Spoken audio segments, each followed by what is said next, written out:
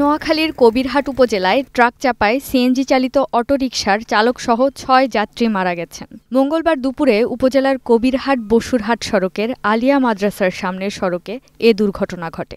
Police ও স্থানীয়রা জানায়, মাইজদি থেকে ৫ জন যাত্রী নিয়ে বসুরহাটে যাচ্ছিল একটি যাত্রীবাহী সিএনজি।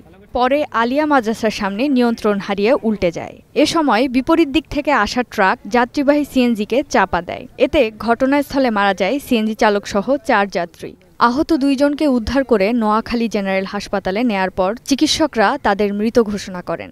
নিহতরা হলেন সিএনজি চালক খোকন, সিএনজি আরোহী শিক্ষার্থী তানিম হাসান, মোহাম্মদ সুমন ও শাহাদাত হোসেন সহ অজ্ঞাত আরও ২ জন।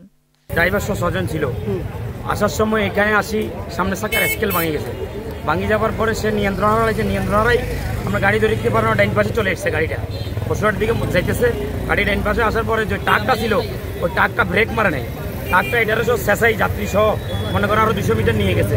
নিয়ে যাওয়ার পরে ৩ জন জায়গা ডেড এক্সপায়ার আর ৩ জন হসপিটাল নেওয়ার পরে শুনছি মারা গেছে। ঘটনাস্থলে ৩ জন ডেড বডি পাইছি আর হাসপাতালে কোথায় গেছে আমরা বাকিরা আমরা খতিয়ে দেখতেছি।